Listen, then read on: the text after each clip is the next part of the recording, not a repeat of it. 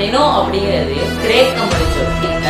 2 metre உயரமான மனிதன், ஒரு red blood cells, white blood cells, வெறிக்கலம் செங்குருதி கணம், அதுல நெனோமீட்டர் அப்படின்னா முக்கியம். அதே மாதிரி இந்த நெனோ ஹாய் விரியர்ஸ், மொழிகளே எல்லோருக்கும் வணக்கம். நம்ம இந்த வீடியோல பார்க்க போற டாபிக் என்னன்னு பாத்தீங்கன்னா நெனோ டெக்னாலஜி. நம்ம இன்னைக்கு நெனோ பத்தி வெறும் 4 பாயிண்ட்ஸ் பார்க்க போறோம். அதாவது நெனோமீட்டர்னு என்னன்னு பார்க்க போறோம், அப்புறம் நெனோ எவ்வளவு சின்னதுன்னு பார்க்க போறோம், அப்புறம் நெனோ மீட்டரை பத்தி பார்க்க போறோம், அப்புறம் நெனோவோட ஹிஸ்டரியை பத்தி பார்க்க போறோம். அவனை சொல்லி நிறுத்துங்களேன்டா, அவன் நிறுத்துற அந்த லூசுக்கு மட்டும் வந்துட்டே இருக்கான், வர நிறுத்துற அவனை. ஓகே, இப்ப நம்ம வீடியோக்குள்ள மெதுவா என்டர் ஆகும். என்ன அவசரம்? ஹாய் விரியர்ஸ், வெல்கம் டு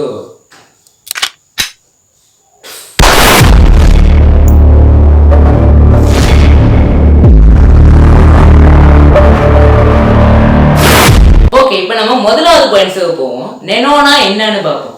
நெனோனா என்னன்னு பாத்தீங்கன்னா, நெனோ அப்படிங்கிறது கிரேக்க மொழிச்சொல், சரியா?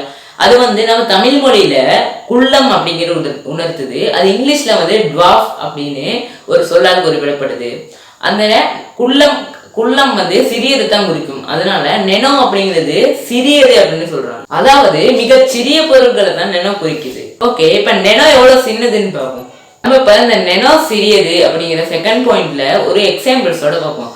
முதலாவது எக்ஸாம்பிள் என்னன்னு பாத்தீங்கன்னா, ஒரு 2 மீட்டர் உயரமான மனிதன் ஒருவன் விட்டு 2 மீட்டரை நெனோமீட்டர்ல பார்த்தா எத்தனை நெனோமீட்டர்னு பாத்தீங்கன்னா 2 பில்லியன் நெனோமீட்டர் அளவு உயரம். அந்த நெனோமீட்டர் அளவுல 2 மீட்டர் 2 பில்லியன் நெனோமீட்டர். நல்லா இருக்க மாட்டா தம்பி, நல்லாவே இருக்க மாட்டேன்.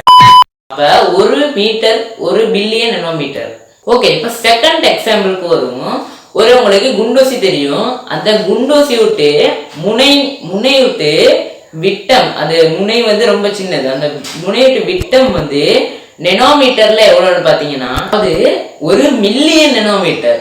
அந்த சின்னோண்டு இந்த அளவு குண்டூசி விட்டு அந்த முனையின் விட்டம் 1 மில்லியன் நெனோமீட்டர். அதாவது 1 மில்லிமீட்டர் அளவு இருக்குது. 1 மில்லியன் நெனோமீட்டர் அளவு ரொம்ப சின்னது.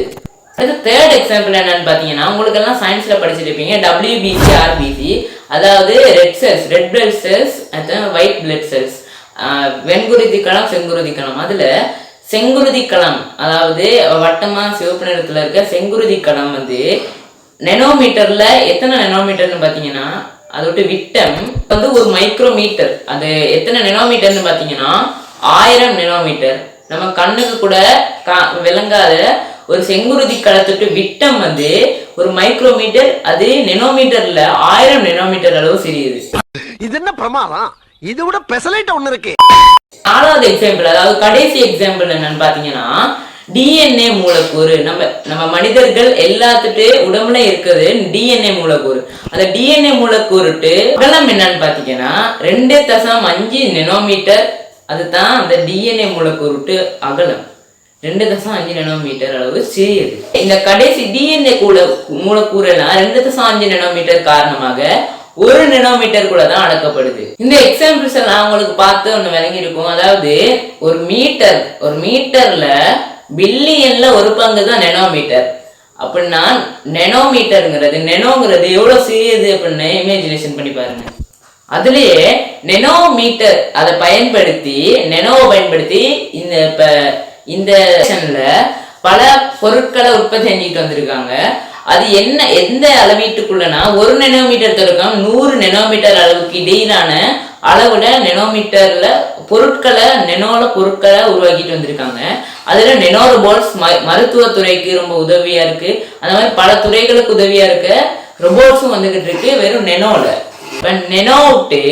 நெனோடெக் ஹிஸ்டரியை பத்தி தெரிஞ்சுக்குவோம். அதுதான் நம்மளுடைய 5th பாயிண்ட். ஒரு கட்டிடத்துக்கு அது எவ்வளவு உயரமா இருந்தாலும் அதை விட்டு அடித்தளம் தான் ரொம்ப முக்கியம். அதே மாதிரி இந்த நெனோக்கு யாரு அடித்தளம் இட்டிருக்காருன்னு பாத்தீங்கன்னா ஃபேமன் அப்படிங்கிற ஒரு அமெரிக்காவை சேர்ந்த பௌதீகவியலாளர் அப்படிங்கிறவர் தான் இந்த நெனோ டெக்னாலஜிக்கு ஒரு பேஸ்மெண்ட்டை இட்டிருக்காரு.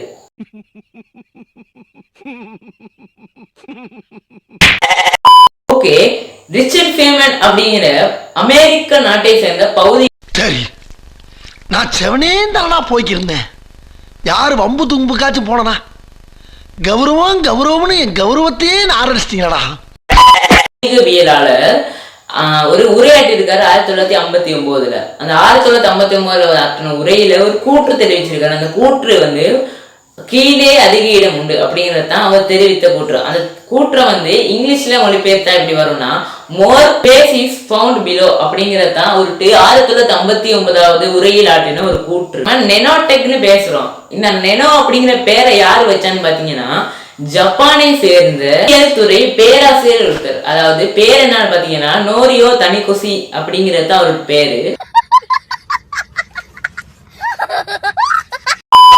நோரியோ தனிகொசி வந்து 1974ஆம் ஆண்டு நெனோ தொழில்நுட்பம் நெனோடெக் அப்படின்னு இந்த ஒரு சிறிய உலகத்துக்கு பெயர் வச்சிருக்காரு. இதோட அந்த 4 பாயிண்ட்ஸும் முடிவு பெறுது.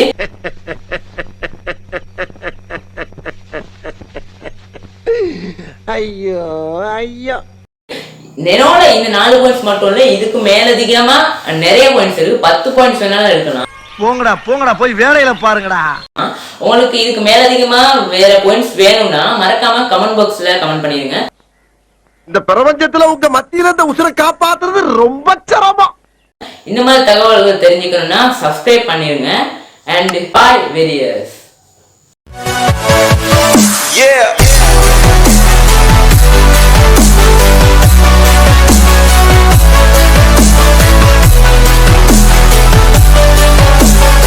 என் இனிய பொன்மொழிகளே எல்லோருக்கும் வணக்கம்.